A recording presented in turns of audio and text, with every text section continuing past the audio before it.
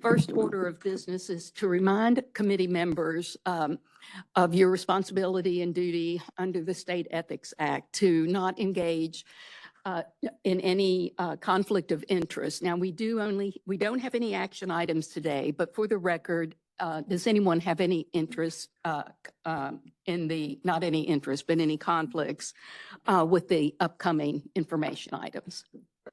Okay, seeing none, we'll move to approval of the draft minutes from our March meeting. I had one or two small edits, but I thought overall they were very good. Does anyone else have anything they'd like to correct or add to the minutes? Okay, great. If I could have a motion. So moved. Thank you, Mr. Tweedy, and a second. I'll second. Thank you. Thank you very much. Now, and now we will have a vote. We are voting on approval of the March meeting Water Allocation Committee minutes. All in favor? Aye. Any opposed? Okay, thank you. Thank you, Council. Well, the first item on our agenda then will be an IBT update, and Maya Holcomb is going to present that information. Thanks, Linda.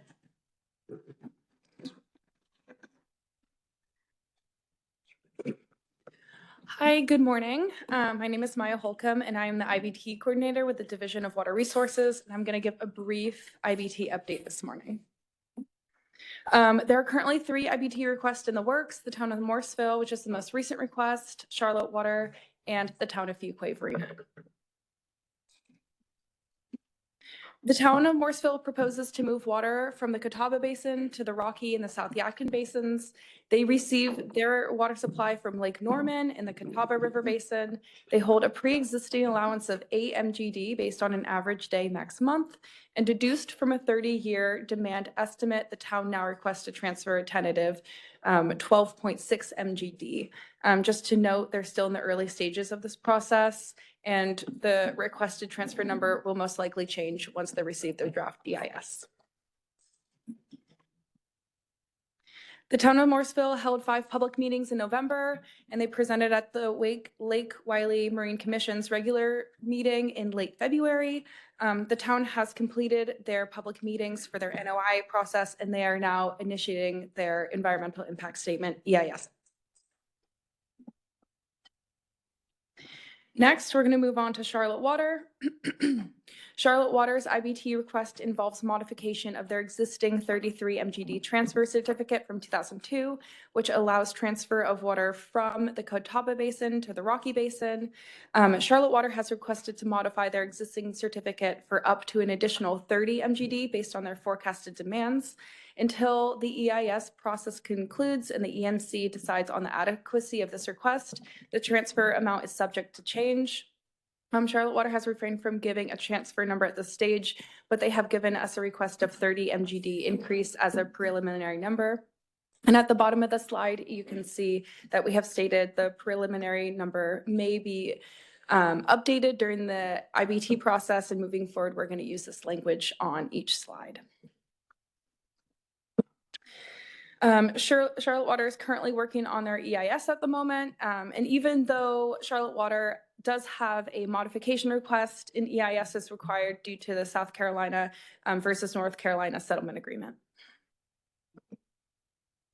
This slide shows Charlotte Water's preliminary schedule. They are currently hosting their stakeholder advisory group meetings, or SAG meetings, which we'll talk about on the next slide in more detail, and they're developing their draft EIS, which will most likely be ready for review in 2026. This is Charlotte Water's stakeholder advisory meetings. They have held 3 stakeholder advisory educational webinars so far. The first was the Charlotte Water Conservation and Water Reuse Program. The second was Duke Energy's River and Reservoir Management in the Catawba and Yadkin Basins. And then the third was on April 23rd, and it was DWR's IBT and regulatory process, where Harold Brady and I presented. I presented on the IBT statutory requirements, the current and existing transfers, and the modification process. And Harold presented on the SEPA process. The next webinar that Charlotte will hold is anticipated to be held in late May or early June. This is some information about Charlotte's IBT process. And then next, we're going to touch on the town of Fuquay-Varina. The town is currently undergoing a new IBT certificate, and the town is very near completion of their draft EIS. In the draft EIS, a 6.17 MGD IBT request is proposed for transfer of water from the Cape Fear River Basin to the Neuse River Basin, and the water would be transferred from the Sanford wastewater treatment plant to the Cape Fear River Basin to the Neuse River Basin treatment plant in the Neuse River Basin. Fuquay is still working on some fine details of their draft EIS, and the review will take a little bit longer than the timeframe I stated in the last WAC meeting. After their comments are finalized on their draft EIS, the document will be added to the state clearinghouse, and the public will get the opportunity to comment.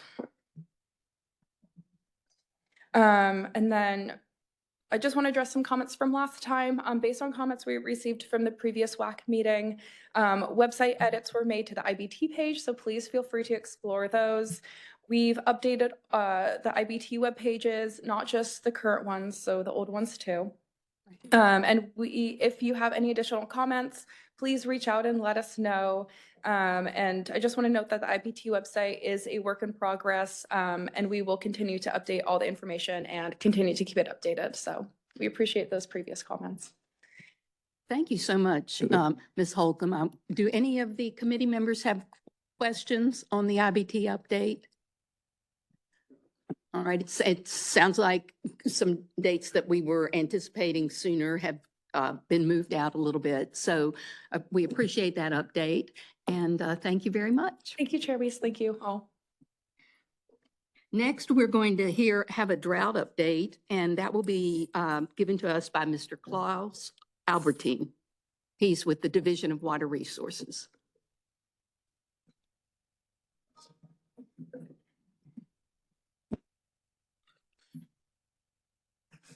Good morning.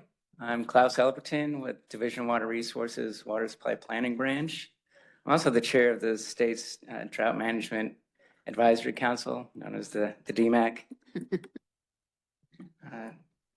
going to be pretty quick, but I did want to start off with a brief presentation about the history and the process that we go through, just in case everyone hasn't seen that before.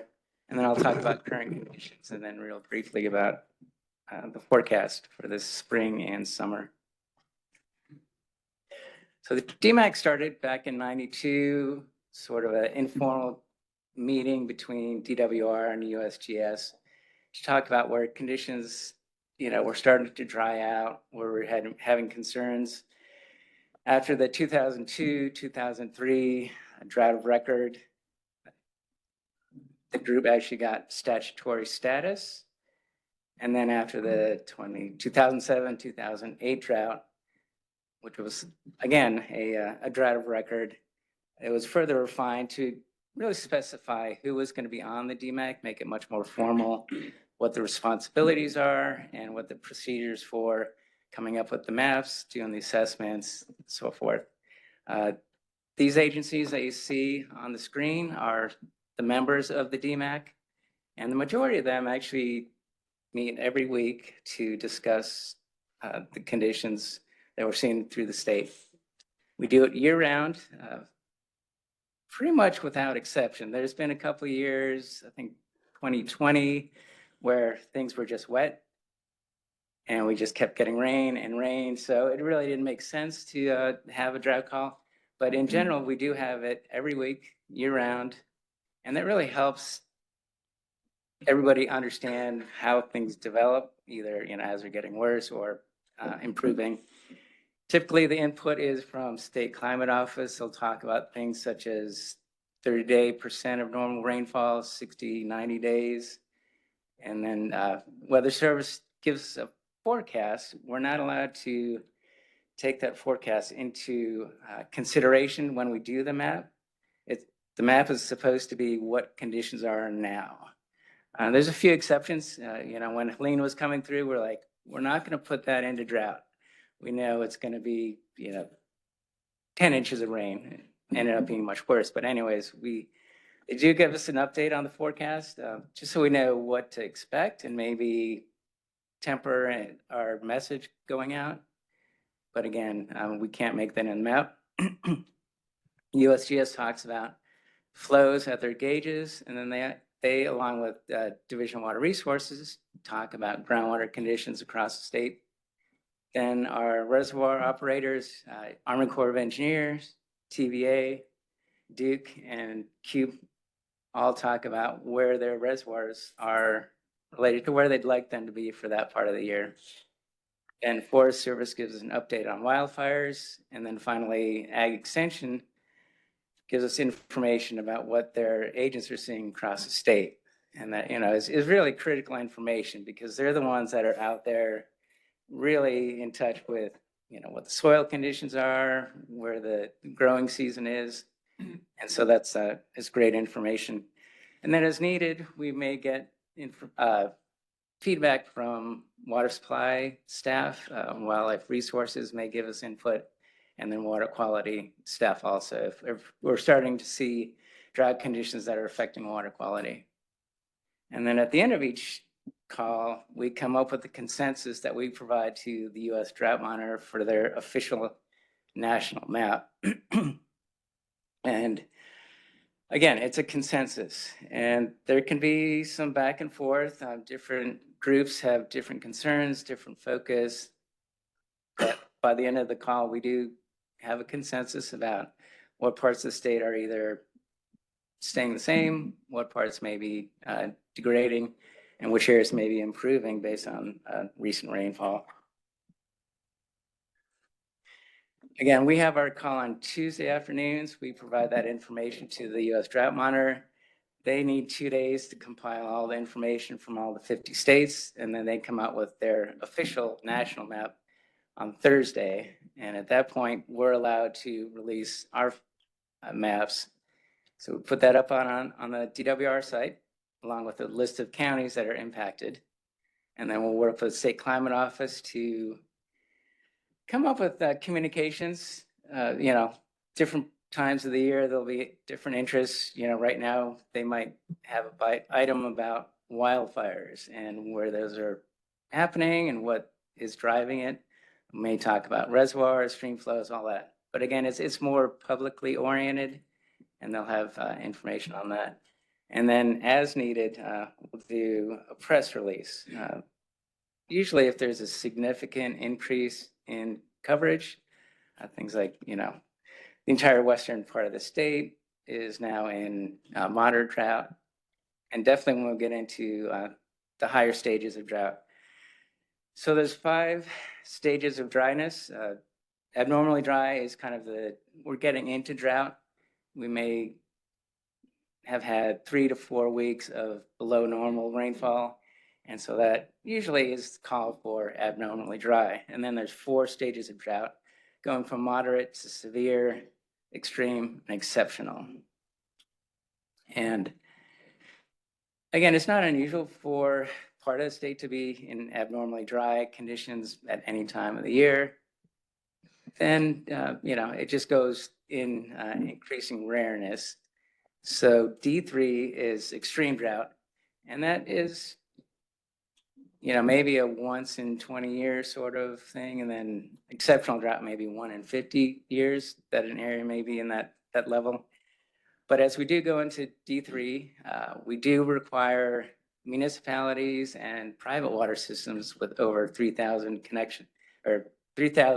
population, 1,000 connections to do weekly water reporting. So they have to report to DWR how much water they use each week, and also talk about, what sort of water conservation measures they've been doing.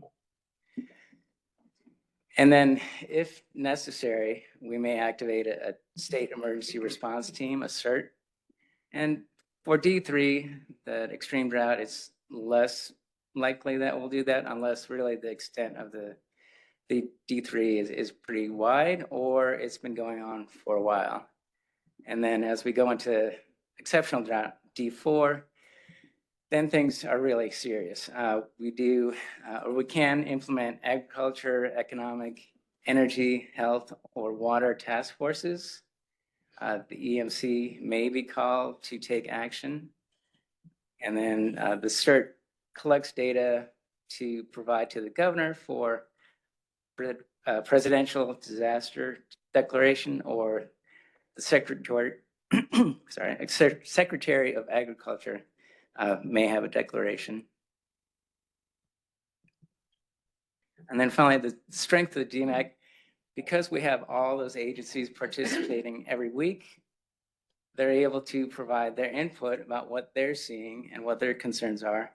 And then they also are able to see where the group in general is heading, what the feelings are, and they can explain to their agency why we may be going into D2 or D3 or why things are improving. And so they're able to have a common message that they understand the basis for it, and they're able to spread that. And then just meeting every week helps provide consistency to all the partners that are engaged. You know, it's easy to get caught up in other responsibilities. And then if you go into D3 and you haven't been in the meeting, suddenly it's like, how did we get here? So again, it's a good team. It's been held up as a model by the U.S. Drought Monitor a number of times. And it's really, you know, it's been a couple decades and it's really been successful. So current conditions, I'm sure everybody's fairly aware of how things have been going, but essentially since October, we've been on a steady decline. This plot is 10 stations across the state, just to give you a sense of, you know, how things have been going. October going into November were exceptionally dry, and we did go into abnormally dry, going from, you know, a clean map to D0 in that period. We really, in some places, got close to no rainfall, and luckily it was the fall and less demand. Agriculture was actually to some extent happy that they could actually get out in the field, do some harvesting. But we had a very dry October, November, and then, you know, we got a rainfall and that helped a little bit, but then we'd have another 2-3 weeks of dryness. And so really a steady decline to February, when over 90% of the gauges within the state were below the 25th percentile. So pretty statewide, pretty dry. We got a good rain at the end of February, 2 to 3 inches, really picked things back up. And since then, it's been more of a mixed bag. We've had a good inch or two rain, and then a couple weeks of dryness, and then an inch or two of rain, and then dryness. So the kind of the steady decline has slowed a bit, but just looking at this plot, you can see most of the state is between 5 and 8 inches below normal. And the section has been the coastal plain. Elizabeth City's 10 inches below normal, and Wilmington's about 14 inches below normal. The other part of it, it's also been very warm. Just looking at April, it was the second warmest on record. Raleigh, Charlotte, and Asheville all have their warmest April on record. You know, it's notable. Asheville has a 134-year period of record, and this is the warmest that they've seen in that period. And, you know, obviously, if you have less rainfall, or the rainfall you do get, and it's very warm, you're gonna have more evaporation, and it's just gonna provide less benefit. So that really has helped drive conditions. This is an example of one of the plots that we get from the State Climate Office. Again, they look at 30, 60, 90, 120 days. The picture down in the left corner is last week's 90-day percent of normal. And you can see the entire state, with the exception of basically from Wake County up towards Northampton, was either at the 75th percentile or, you know, in some places down to the 50th percentile for rainfall over the last 3 months. Actually, I wanted to go back to that real quick. It's a little hard to see, but from Harnett County on up to Northampton, that area is actually was clear. You can see down in Moore County and to the south, it's actually showing green. That area had been in abnormally dry conditions, but they got a good rain over the weekend. And so you can see the western part of the state, and that band now continues all the way from the South Carolina border up to Virginia, really just based on the rains that we got over the weekend. Most of the state got 1 to 2 inches. Some areas got more than 3, and it was a good rain. It was not just a downpour like we got on Monday, where it came quick. It was extended, and so there's more time for it to infiltrate and provide benefit. Just looking at the 7-day flow percentiles from USGS at their gauges, 2004 definitely had its issues, but it was more typical. We had some dry periods and then things bounced up. You look at, pretty much since December 2025, it's just been up and down. And that's because we have less storage in the groundwater and the shallow aquifers from the dryness that started in October. So we get a rain, the gauges look good for a week, and then there's just no base flow to help, and so it just drops. And so by the end of February, we're at 90% of the gauges below the 25th percentile. That's the dark blue, and then kind of pinkish magenta is below 10th percentile. So that's 40% of gauges by February were below their 10th percentile, and since then it's just seesawed up and down. We get a rain, it helps, and then the warmth and the lack of rain really dries it out again. Just showing where that kind of occurs spatially. Again, bottom left was last week. This week, a lot of improvement. And luckily we're getting some rain theoretically on Friday and again this weekend. That may let things hold on. But at the moment, the West and the Piedmont looks fair. The coastal plain still looks terrible. I think they got maybe 1/4 inch from this rainfall. And then looking at base flow, just a couple of examples out of the coast. Jones County, we're doing pretty good. They're a little on the low side in January, got some rain in February, and then really just has bottomed out. They actually were at their lowest monthly minimum in April, and same sort of thing in Beaufort County. Conditions, improved a little bit when we got that heavy rain in February, but since then, really just, dropping out. Just an example of reservoir information. All the operators have guides that they try and hit at different times of the year. Good news is, because we've had kind of good rains over the month and a half, they're able to, operate and keep the water that they, can get in.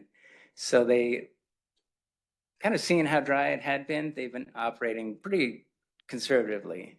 We get the rain, they would keep as much as they could and release kind of the minimums that they needed to for downstream flow. And so all the operators, Army Corps of Engineers, Duke, Cube, and TVA, all the reservoirs are actually at their guide for the moment, which is great. But we are getting into the higher demand period. Municipalities are going to need more. There's recreational releases, and so they're going to have more demands. They're going to have higher requirements on their releases. Wildfires, everybody knows, April was pretty active. The rainfall over the weekend really helped them a lot. A lot of the fires, that would have started normally, really didn't, with the exception of down in Brunswick County. There's the big one. I'm not sure what it's at now, but it was, 1,400 acres yesterday. But part of, like I was showing, it's like we'd have these 3-4 weeks of no rain whatsoever, and a lot of the storm fronts coming through had cold, dry air masses behind it. And so your leaf litter and the duff would really dry out pretty quickly and just make it really amenable to fires. So you'd have people burning you'd have lightning strikes and it just, automatically started. So April was tough. It's still difficult. There's a lot of dryness, but it is improving. And then agriculture. Luckily, the drought that we've had so far occurred over the winter. Most of the crops were, fields were fallow. There were some impacts for pasture and winter wheat, but not too bad, really, considering how dry it's been. Now we're getting into the growing season. There's been a lot more concern. We have had reports of farmers holding off on planting just because there wasn't the soil moisture. And at the time, the forecast was not looking, fantastic for planting. So, it makes sense. Farmers have been holding off on planting if they could. But we have had, again, more regular rains over the last month and a half. And so I think the general feeling is things are improving for agriculture, that there is enough soil and moisture. And so really things are kind of getting back to normal. This is the map last week. As I mentioned, we can't release anything until Thursday. But I will say the abnormal dryness in the western part of the state is going to go away. And then we'll probably have a band of clearness from the South Carolina border all the way up to Northampton, so that abnormally dry down the kind of central sand hills is going to go away. And then also up in the Northeast, they got 2 to 3 inches in this last event. So again, conditions are improving. And then the forecast. If you'd asked about a month ago, it would not have been so rosy. Forecast was for average conditions going into the spring and summer. And we actually kind of did get that. It's been a little bit more flashy, kind of, again, a good storm and then nothing and a good storm.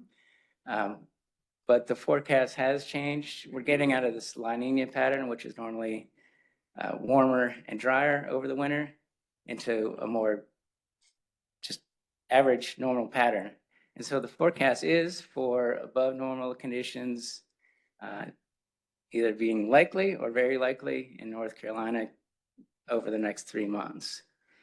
And I'm on a monthly call with the regional coordinators. And again, a month ago, feelings were getting a little pessimistic, but I think right now it's definitely leaning towards the optimistic or cautiously optimistic. Really, the last month has helped. It's been, on and off, but we are getting away from the 4 weeks of no rain sort of thing into getting some. And the forecast is looking like, again, average to above average. So hopefully, that really comes to play.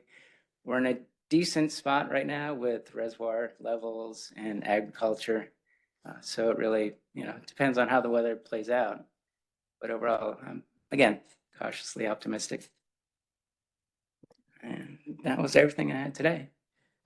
Thank you so much for that very detailed presentation. Do any commission members have questions? Yes. Yeah, I just for my own education, I might have missed it in your presentation, but just something I've always not been real clear about as far as classifications not in drought. And I know once you get into drought, there's various levels, but what I've never been quite clear on is what is the demarcation between, okay, we're maybe abnormally low and now we're actually quote unquote in drought. Is it based strictly on the sort of the average rainfall or? It's not. Are your gauges? Oh, well, I didn't think so. That's why I was asking the question. But It's not. And follow a similar process as the U.S. Drought Monitor, and they call it a convergence of evidence. So again, it's looking at all those factors I talked about. Precipitation, obviously, is a big one. right. But if we're seeing, consistent gauge flows below the 10th percentile, if we're seeing groundwater conditions dropping, and even, agriculture, if, things are just, if they're seeing things being worse than, say the precipitation maps are showing, if they're saying, yeah, it's great that the map shows that we're at 80% of normal, but, the fields are actually, That's not what we're experiencing. the corn is just, stunted and things like that. All those things kind of get weighed out, and then we all discuss it and come up with a consensus. So it's not as I was trying to make it out, a more simplified certain percentage above or below, whatever the. Yeah, not at all. It's Okay. not a numeric, and, there's been questions about, is it just, if you're 75th percentile of the 60-day, and it's not even even just looking at the rainfall, it's like, well, do you look at the 30-day rainfall versus the 90-day rainfall? Oh, yeah. If a crop doesn't get rain for 30 days, that, could be the end of it. Yeah. If you got half the rainfall over 3 months, it could be fine. It's not gonna be in great shape, but it really depends on the time of year and Okay, what that's all. fine. Yes, Commissioner Tweedy. Does the fact that we've got a lot of fuel now in the western part of the state after Helene, does that change anything on the planning side, preparation side for this year? Kind of different than would normally be done? Is that something? Well, the DMAG is really just a information process, but it would, I know, again, the Forest Service is in our calls every week, and I think there has been a big concern from their standpoint over the last couple months, especially when we get these dry, low humidity fronts coming through, that, you've got so much down wood that's drying out. So, they've been very focused on planning, I think, and having people out in the field and ready and watching for any areas. Because it's interesting. I'm from out west, and it's like, it's just, once you get into the spring, summer, that's when it's worse. But here, as you start to have leaf out, the fire danger actually goes down because the green trees don't burn as fast as the dry. But yeah, because you've got so much dead dry wood on the ground now, it really is a concern. And they've been very, very concerned for the last couple months. And that's why things are still pretty active for them. Usually by now, things will be calming down. But yeah, it's still a big issue. So DMAC's more reporting, data analysis reporting, and then the response actually falls more to the member Right. agencies. Yeah, so, municipalities, we let them know that, this area is in moderate or severe drought, and then they put in their water conservation measures that they've come up with. So it is, there's some requirements through the state as far as water reporting, and, once we go into D3, then they have to, update their status and go into conservation measures, but they're the ones that, decide what it is and how to implement it and when to implement it. Okay. Thank you. I believe Commissioner Solomon has a question. Yeah, and the question is really aimed at, I guess, a traditional discussion. We tend to regulate this and measure this at a county level in most states, and I think we do here. Tell me about the granularity, because I look at and I hear the complaints from local governments and ag. County like Sampson has very drastic conditions on the northern side of Sampson and the southern side, and yet we tend to put those counties into the county borders to monitor. And that's really creates a burden at times. Right here, ag and local governments complain. This part of the county's not in that, but that part is. So do you see a lot of that? And do you do it? Do you divide it within these counties sometimes? It doesn't go by county or state boundaries. I think the biggest thing that really defines where those boundaries between, normal, abnormal, and drought are the rainfall maps. Right. Where did we get it? And so those, I don't know the exact grid size, but over the last 10 years, it has gone from basically just having weather service regions, which could be 8 or 10 counties or 20 counties. And so things were like, well, this entire region is below normal. All the weather data now is grid-based. Right. And so we see, I can go back to some of the maps. Where you're getting rain in the northern part of the county, but not the southern. And so the Right. northern people go, why are we in this drought condition when we're getting plenty of rain? Yeah, I hear that all see the what you're time from saying. people, yeah. Yeah, so actually, I mean, it does make it more difficult a little It bit now. does, it does, but you have more information now. I'm just wondering if you're using it, or are we hamstrung by the way we have traditionally regulated this at a county level? Yeah, no, I mean, Not use again, that data. you know, before when they had weather service, you know, regions, it was kind of cut at county lines. So it's like, yeah, the county was either in or not.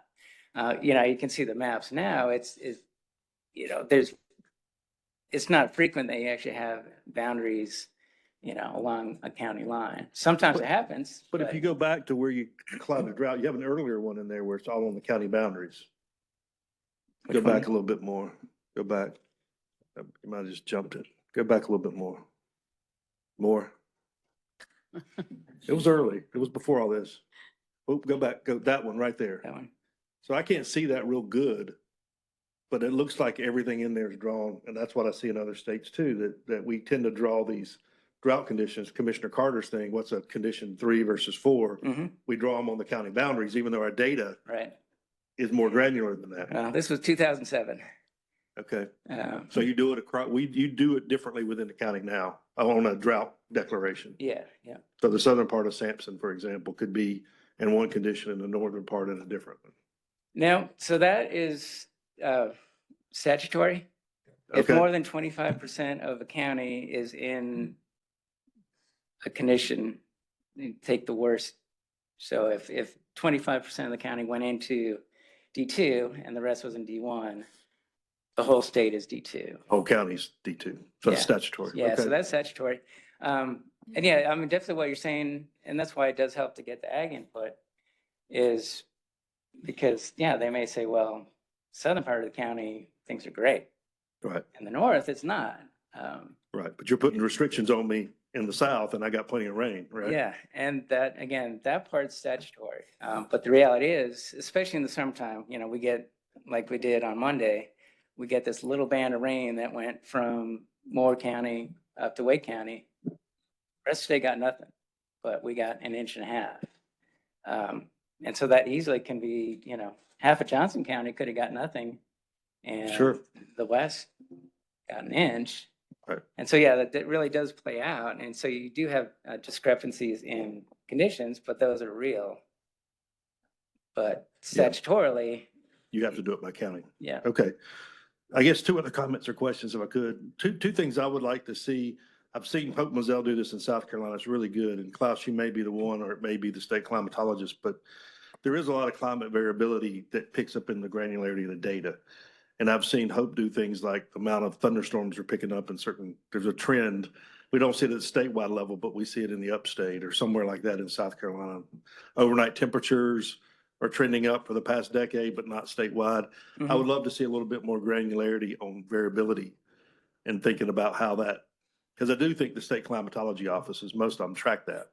But I Yeah. think that's informative to us to understand variability, not just at a state level, but at a regional or a area type level, because I do think there's some variability. Oh, yeah, things we need to be absolutely. Prepared on. Absolutely. And I mean, I think we've all seen this in the last couple of years. It's been, you get 3-inch rainfall and then you get nothing for a month. And then you get 2 inches and you get nothing for 2 or 3 weeks, versus kind of historically, we would get an inch, maybe 2 inches every couple of weeks, where we get half an inch and then a half an inch and then an inch. And that Yeah. trend may be different. It may be a definite trend in parts of the state, but not in others. Yep, So yep. I'd like to understand that. The other thing too, and this probably be ag, but I'd like to see these, but kind of the economics of ag and like here, I don't think the commission's ever been briefed on the amount of civil center pivots that are being used in ag, where people are actually growing corn, for example, or row crops that need irrigation, and how those cycles have to work versus a lot of ag in North Carolina and East doesn't even use irrigation.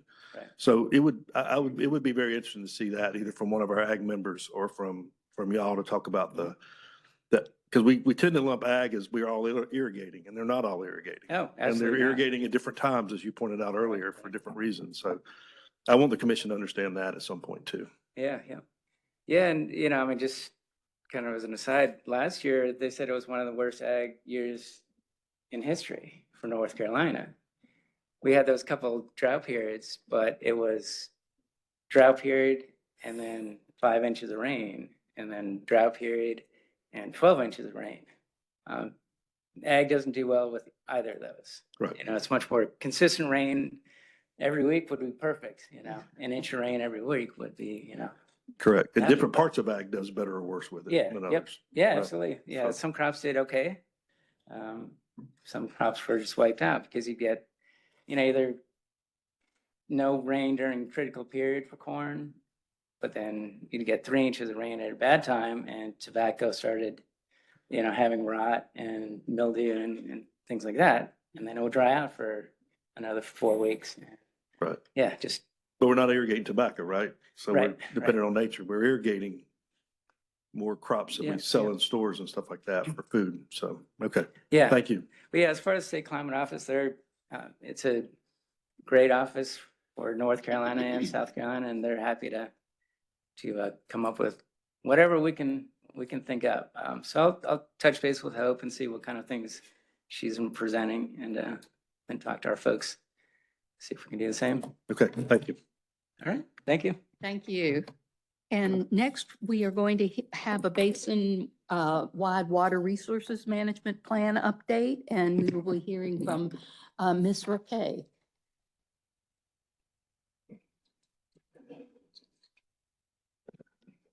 Good morning, committee members. I am Michelle Raquet with Division of my Water God. Resources, the Basin Planning Branch. In the interest of time, I was asked to present a quick update on where we are with some of our basin plans. And since 2021, the EMC has approved 5 basin plans, which included the Chewan, Pasquotank, White Oak, Yadkin, and Broad River Basin plans. Over the course of the next couple of years, we plan to bring the Cape Fear before you. We tentatively have it scheduled to have an information item or action item of some sort to you September, November, followed by Hiwassee, Little Tennessee, and Savannah, and the lumber during the course of 2026. Just as a reminder, the basin plans, we produce basin plans for all 17 of our major river basins.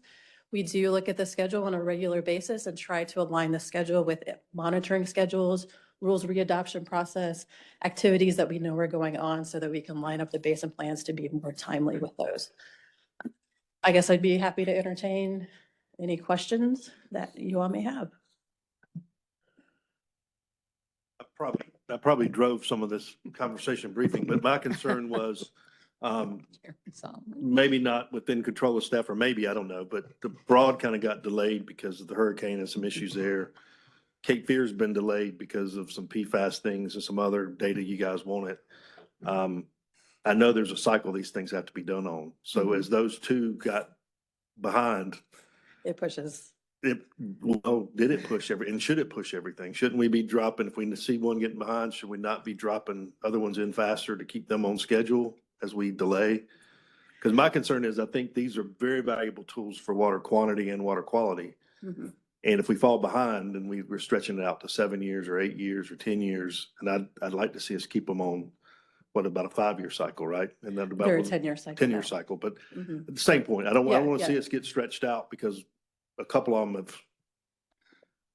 So our hope is with this 5th cycle, where you have seen the really comprehensive, extensive plans with a lot of detail and a lot of interpretive data. We do still need to dig into that detail to then bring it back up to the bigger picture for the recommendations. But our hope is that we have a steady system in place now where we have kind of the basic information about point and non-point sources of pollution, those water quality impacts, kind of have that language set. It's been reviewed by all the program managers and things. So we're pretty confident with at least those general pieces of information. The time is where crunching that data and making sure we have all that data.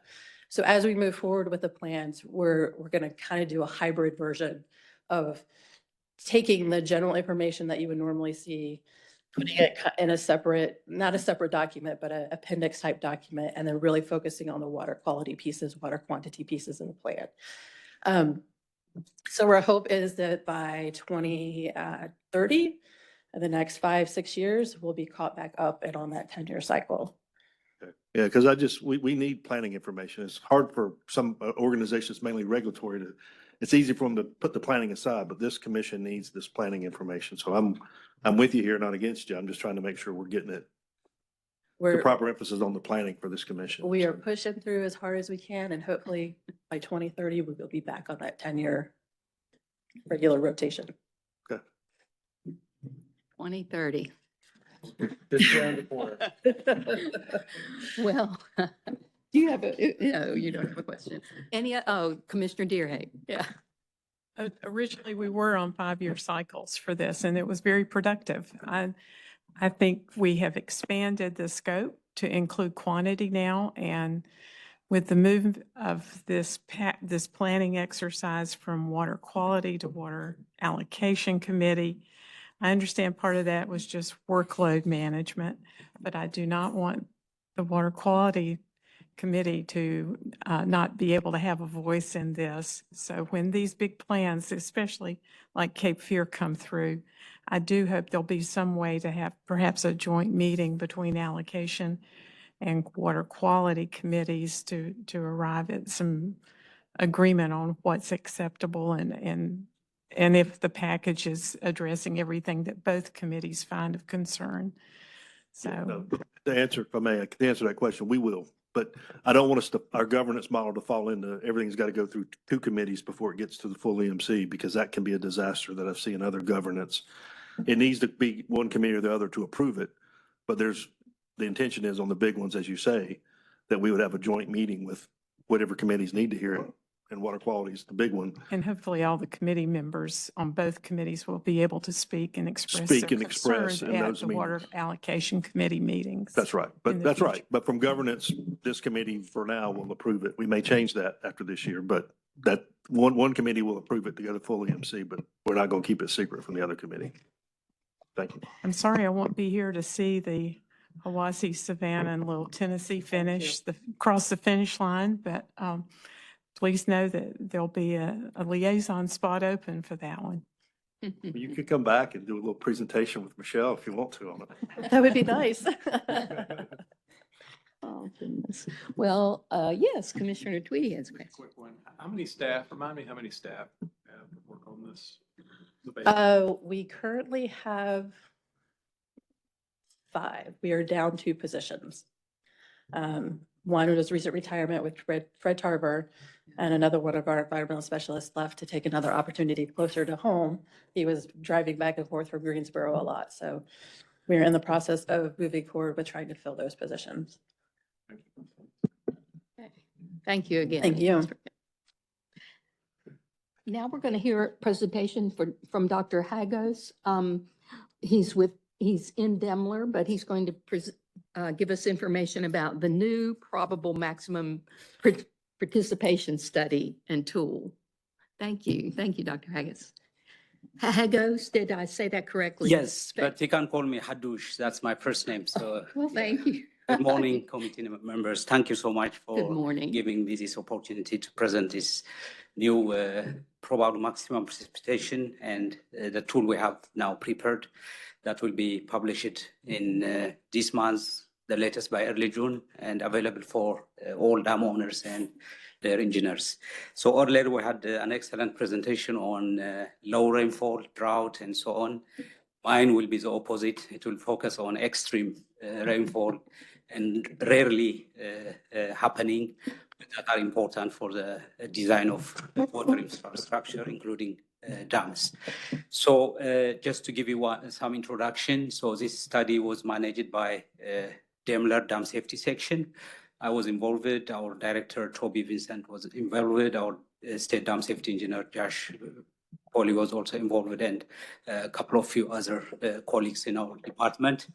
And the financial source was from ENCOR, and it has been very, very helpful to get this study done. So the main tasks of this study were to prepare a new probable maximum precipitation for the whole state. That includes for 3 types of storms: local storm, general storm, and tropical storm. I will explain what these storms are in the next slides. That's number 1. Number 2, to prepare. So we have the PMP. The PMP gives you, like, let's say 20 inches of rainfall. but we have to know also how it is distributed. In 5 minutes, how many rainfall happens, in 10 minutes, in 1 hour. So we have to, that's what we call the temporal distribution. So we had prepared also specific to North Carolina. So that was the second task. The third task was to do annual exceedance probability, like we have in NOAA Atlas. I think everybody is aware of that. So, but for this one is related to the dams. So we have only for 6 hour and 24 hour, but for 18 return periods, like 1 year, 2 year, 5 year, 100 year, 1,000 year, up to 10 billion years of return period. And the final study main task was to see the effect of climate change on this PMP and AEP. So during this study, the technical work was done by the Applied Weather Associates. I hope you might have heard this company before, but they have done for 17 states, up to including North Carolina. I will share one map that shows how many states they have done. So they had a very strong team led by Bill Kappel, a very seasoned climatologist. And the technical work was done by them, but we had also other technical advisory committee and stakeholder group that includes many consultants in North Carolina experienced in dam safety, and also other organizations like FERC, NCDOT, and RCS. And we have had like 4 meetings, and the last meeting was on March 3. That's when we finished. By the end of March, the study was finished. Now, this map shows you how many states the Applied Weather Associates has done this PMP study ahead of North Carolina. And it includes our neighboring states like Virginia, Maryland, Pennsylvania, New Jersey, and many other states, Texas. So they have done ahead of us. It is good that they have done in many states, so that they have got many experience. And the North Carolina statewide PMP study was based on that experience they have done in the past. So it was based on a very good study that they have experienced in the past. Now, let me give you just one information about some dam owners, because the source of the probable maximum precipitation is very old that we have been using so far. I will talk about it in the next slides. And based on the new study in Virginia, Maryland, there was some advantage they were seeing. So some dam owners were trying to hire AWA directly to do specific to their dam, to do the PMP study. And the most financially strong dam owner is Duke Energy, and they have been hiring AWA to do for some of their dams. And when they did for their first dam, AWA charged them like around $68,000 for one dam only. And because the amount of studies that requires to be done even for one dam or for the whole state, it's almost, you have to analyze many storms to do for one dam and also for the whole state. So it was only $68,000 for one dam only. And later when they added more dams, because they did for 5-6 dams at a time, the cost went down to, on average, $20,000 to $25,000. And there was another dam owner that did for Loch Dorney Dam, and it costed them $40,000. Now we have done this NC statewide PMP study for the whole state that has like 6,000-7,000 dams in North Carolina, but we are going to, of course, use it at least in the 3,000-4,000 dams that are regulated. And it was done with less than 400,000 in total. So you can see how it was very good, even in helping the dam owners to save the cost they would have done if they did it further down. Okay, now PMP, I think everybody understands PMP is a probable maximum precipitation. So it can be reached, but it will never be exceeded. So it's the greatest, theoretically the greatest precipitation. So it's possible it can be reached, but it will never be exceeded. And it's important for design of water infrastructure, especially dams. We design dams to safely pass this extreme rainfall without overtopping, so without breaching and so on. So that's why we have to deal with extreme rainfall. So drought is also a big problem, as earlier presented. Now, up to now, the most relevant source was this hydrometeorological research publication 51, which was published by NOAA, the National Oceanic and Atmospheric Administration, NOAA. It was published in 1978. So this was what we were using so far. And NOAA, as you see in this slide, you have those contours. Those contours are showing the rainfall. So one contour shows like 20 inches. The other contour shows like 30 inches. So you can see North Carolina is in between 2 or 3 contours. So most of our dams were using these 2 or 3 contours to determine their PMP. And it gives you for 6-hour duration, for instance, the minimum in this map was 6-hour duration, and the minimum watershed area, the drainage area, was 10 miles square. Now we have as short as 1 hour duration, and we can get also PMP for less than 10 miles square, as low as whatever watershed you have, less than 1 mile square even. So you can see the big difference between what was being used so far and what we have now. So NOAA Atlas, it has up to 72-hour duration, up to 20,000 miles square. So that we have now also up to 72-hour duration and up to any drainage area that you can think of for any dam. So just to show you one example, this is one dam in Moore County. So you can see they just pointed the coordinates in that between 2 contours. So they decided the PMP is 29.9 inches for that dam. So most of the dams will be in between those inches. They have to interpolate in between those 2 contours. But this dam has only a watershed of 1.48 miles square, but the minimum watershed in NOAA Atlas, this maps is 10 miles square. So we are forcing it to be used for very small watershed also, because that was the only source we had so far. Another example, a very good example is, Lake, I think everybody knows Lake Hyco. There is another dam downstream of Lake Hyco, what we call Roxborough After Bay Dam. This is owned by Duke Energy. And this is in Person County. So when Virginia did their study, Person County was included in their study domain because it drains to Virginia. So Duke Energy was lucky that they had this study done for Virginia. So they used that PMP value from what was done in Virginia. And as you can see in this table, they had to design an additional spillway that is now under construction at a cost of $55 million. So it's ongoing now under construction. But if they didn't have this PMP, actually the new PMP, it would have costed even more, because if you compare the PMP values they used is 19.2 inches.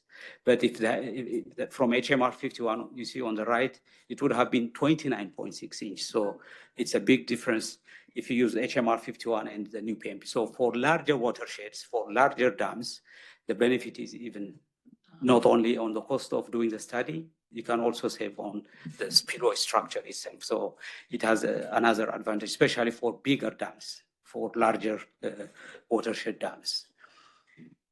Now, when we see our dams, which are registered in the National Inventory of Dams, this graph shows you most of our dams are of small watershed. So like 75%, which we have the data, are less than 1 mile square. So the HMR 51, I told you, it starts at 10 miles square, but like 75% of our dams are less than 1 mile square, and more than 90% of them are less than 10 miles square. So you can imagine how it's very important to do a specific study for North Carolina that also considers these small watersheds. So the study was focused mainly on these very small watersheds that also, these small watersheds, large watersheds, for instance, if you have like a longer duration rainfall, 72 hours, it's more, critical. But the shorter duration, like 1 hour rainfall, won't affect the big dams. But for these small dams, the very short duration rainfall is very important because the time of concentration is very short. It can reach the dam quickly. It can overtop it. So doing for a much smaller watersheds plus a shorter duration was very, very important for our dams.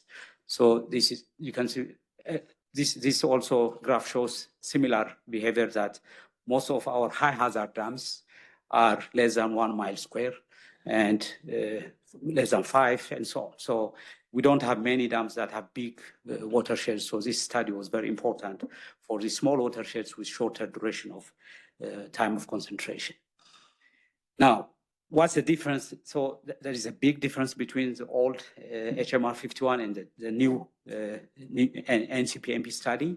And it uses, I mean, the latest practice, I mean, new modern practices. It uses extensively GIS, Geographic Information System. It considers these coastal effects, warming, and topography effects more effectively, and so on. So there is a big improvement on the study done compared to the old HMR 51 maps. Now, I mentioned about local storms, general storms, and tropical storms. So in general, local storms are those storms that include like thunderstorms, like that we had recently, and they are of shorter duration, not more than a day, and they can happen any time between April and October. And these are becoming actually more critical in terms of for the dam safety. The local storms generate, I mean, more flooding compared to other type of storms. General storms are large systems that can cover multi-states, that can happen in many states at the same time, and they are of longer duration. And the tropical storms are like hurricane, like what we have recently, Hurricane Helene, Tropical Storm 8, and so on. So, I mean, they can happen, this general storm can happen between August through May. And I mean, tropical storms, we know it can happen between June to November. Hurricane Helene was in September last time.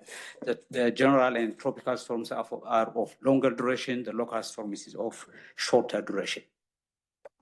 Now, for this study, for the North Carolina PMP study, they have considered like 91 storms that have happened in the past 150 years. And they have also included the recent storms like Hurricane Helene in the study, and it has impacted actually the tropical storm results. I will show you a bit later with some examples. So this list is showing 91 storms considered in this study, including those that have happened after 1978. After that, HMR 51 has been published, and it includes also the recent storms that had hit North Carolina. And these are the storms shown on maps. So you can see in North Carolina, we have a number of maps. So this is the location where it landed, where the storm landed, but it's in the whole region. Now the new NCPMP uses a gridded map, so for every 2.3 miles square, we have a PMP value. So it's the resolution is very high. So you can compare with that contour that goes from west to east between two contours. But this has, I mean, like 26,000 grid points that have different PMP values. So you can see how the resolution is highly improved compared to the old HMR 51. And the new PMP also considers the terrain difference. So on the western part, we have lowlands. When you go to the west, we have highlands. So it considers all this terrain difference throughout the North Carolina. So we have, after the PMP study was done, there was a comparison made between what was in HMR 51 and what is the new PMP. So this map shows you the comparison for a 6-hour, 10-mile square PMP between the HMR 51 and the new one. So as you can see on the western side, the greener side, there is a reduction by up to 50% in the PMP value. But when you go to the east, there is an increase up to 30%. In the central also, we have some reduction. But remember, this is for 10 miles square. It's a bigger area. For smaller watershed, it may not be like this. It's different. But we should compare the same like 10 miles square that we have in HMR 51 and 6-hour duration. So for bigger watersheds, you can see how it's advantageous to do this new study because there will be a reduction in the PMP value, especially on the western and central part of North Carolina.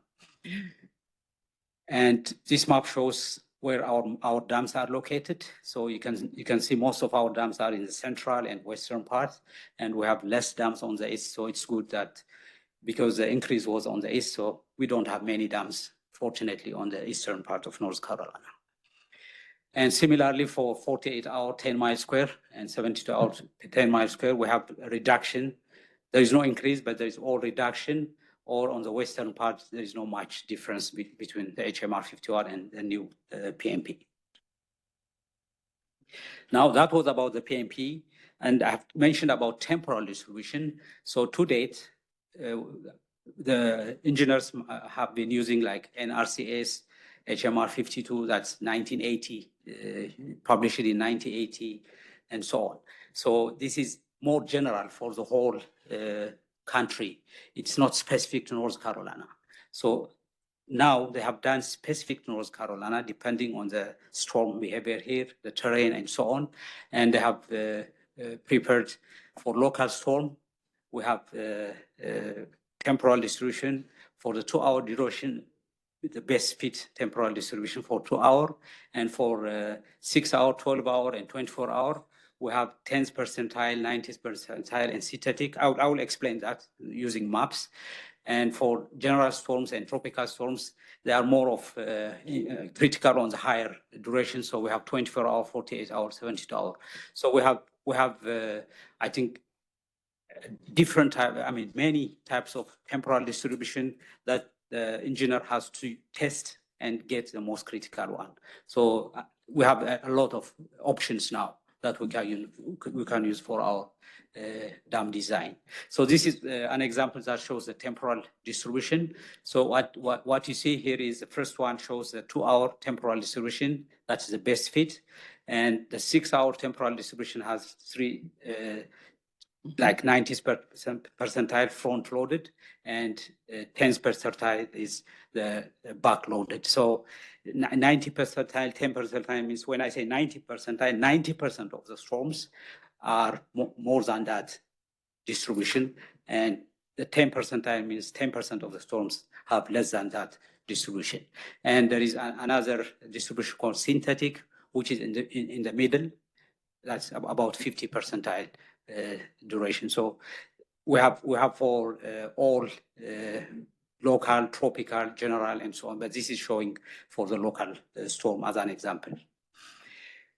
The third one was to do the annual exceedance probability. And when we say annual exceedance probabilities is the probability of a given amount of rainfall or greater than that happening in any year. So I think you might have heard about the 1% annual exceedance probability that FEMA uses for insurance.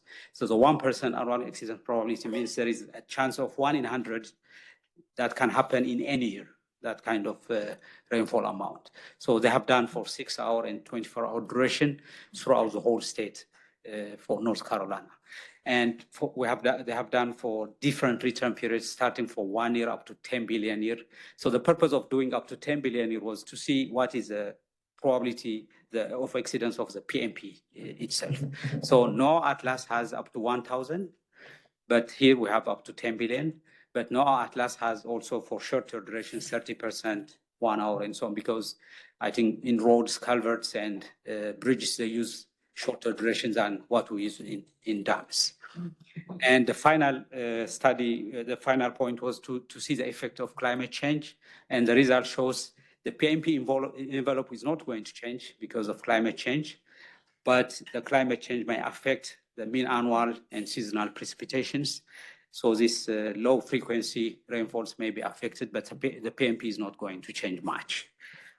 In like 2100, I think they have gone up to 2100 year, sorry.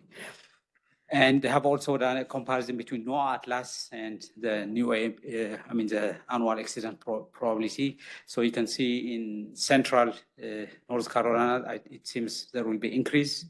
And in the western and eastern part, there is no much difference, or it will be very close to the NOAA Atlas result. So the when I say PMP and tool, now what we have is we have a tool, a PMP tool that we are going to publish on our website. It will be downloaded by all dam owners and engineers, and they will use that tool. So all they need is to have the watershed shapefile for their dam, and they will use that tool, and it runs on ArcGIS Pro, and they can have determine the PMP value for their dam. So we are going to make this available for every dam owner in this month or the latest by early June. We are just finalizing some documentation, the final report, and so on. So this shows you how the tool is arranged, and the green, yellow colors are the watersheds that we have tested. So we have tested this tool for more than 150 dams, and we have seen it consistent. It's very good, and in most cases, the local storm is becoming the most critical one. So let me give you one example. For instance, this is Lake Julian in Asheville in western North Carolina, and during Hurricane Helene, this dam, it didn't overtop, but there was a lot of release from the spillway. So as you can see at the downstream, there was a lot of damage after exited from the spillway. Duke Energy has already fixed that damage, but on the spillway, on the dam spillway, there was a flashboard to raise the reservoir, and that flashboard was totally damaged. So the water level is now very low. Yesterday, Duke has submitted a new plan to bring it back. So we are reviewing that plan also. So we did the PMP determination for this dam. And as you can see, the red line is a local storm. That's a critical one. And the black and blue line shows what would have been before and post Helene. So we had the tool first before Helene came. And after Helene came, we told them, please include this storm. And you can see how it affected. It increased by 4 or 5 inches, the PMP value after Helene for this dam. So we had done similar other sites. And this is the annual exceedance probability for that dam, which shows for starting for 1 year up to 10 billion return period. And that red line shows you the probability exceedance of the PMP, which is very, very extreme, 3.25 times 10 minus 8. It's very extreme. So the PMP value is, of course, going to be extreme, but that's what the design of the dams is based on, the spillway. And this is another dam before and after Helene, but this is not in that Asheville area. This is in Moore County. So the Helene did not affect the tropical storm. Another dam that is in Asheville, Macon County, and the Helene has affected before and after Helene. The tropical PMP has increased by like 4 or 5 inches. Similar, another dam in that Asheville area, western North Carolina. And this graph shows a comparison for different areas. So for the smaller watershed, the PMP is higher than for the bigger watershed. So for bigger watersheds, of course, they will have a reduced PMP compared to what they have been using in the past. I think that ends my presentation. Thank you so much. Thank you. That was very informative, Dr. Huggis. And I think we're pushing up against our time, but if someone has a question, and if not, we'd love to have you back and have time for questions. Thank you. Thank you. All right. Seeing no further business. I would ask, I'm going to hold my remarks. I'd ask you to hold your remarks, and I'll go ahead and adjourn the meeting. Okay. Meeting's adjourned. That was my play. Let me announce, we'll start air quality in about